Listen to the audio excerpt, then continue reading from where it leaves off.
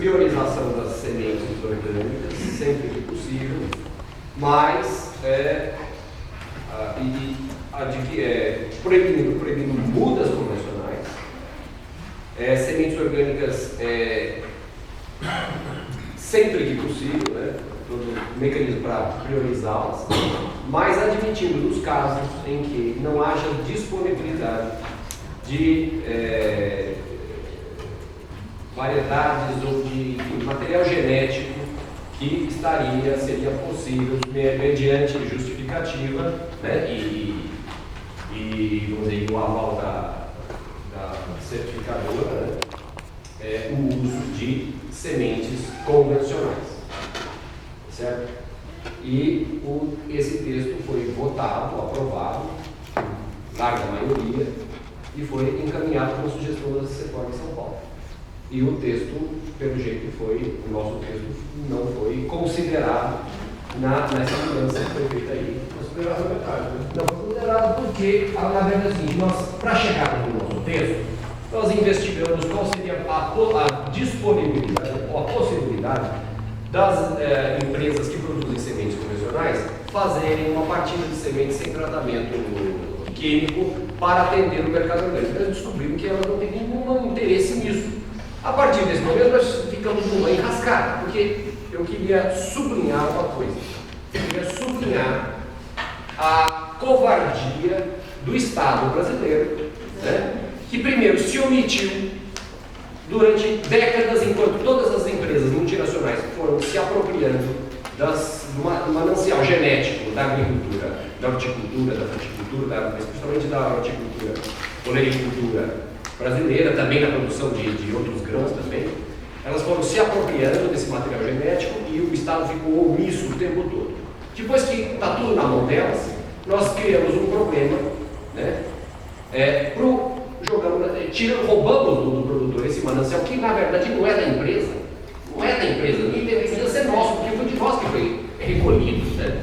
Agora, o Estado brasileiro, de forma covarde, ao invés de obrigar as empresas multinacionais que exploram o mercado nacional de sementes a oferecerem uma partida de sementes sem tratamento, por isso, como condição, né, o Estado brasileiro soberanamente atendeu uma demanda da sociedade brasileira, mas não fez isso.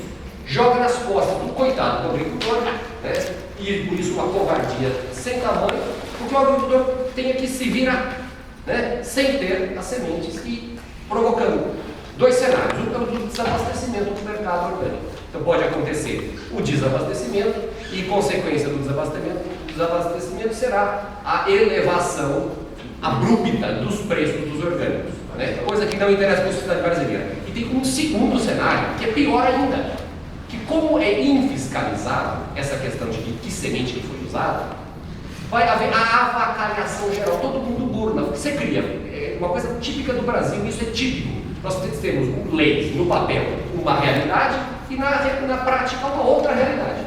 Então, pode acontecer isso. Então, uma avacalhação, todo mundo continua usando o convencional e como não dá para fiscalizar, isso é infiscalizável, vai virar assim, a lei diz que é para ser de um jeito e a gente faz do outro, entende? Que é outra realidade. Eu gostaria que dentro do movimento orgânico a gente fosse uma exceção e a gente conseguisse fazer uma coisa mais de outra prática, para até servir de exemplo, quem sabe, para outros setores da sociedade brasileira, né? Mas a gente está seguindo o mesmo caminho, né? O caminho da hipocrisia.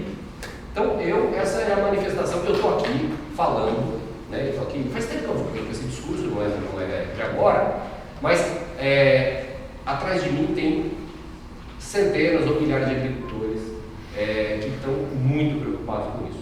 E se eu desse um assobio, eu conseguia trazer 500, 800 agricultores aqui dentro dessa sala, né, para pressionar sobre essa questão. Estão todos muito preocupados com isso, certo? Porque a verdade é que a questão das sementes, a gente consegue contornar uma série de situações, mas não consegue contornar todas.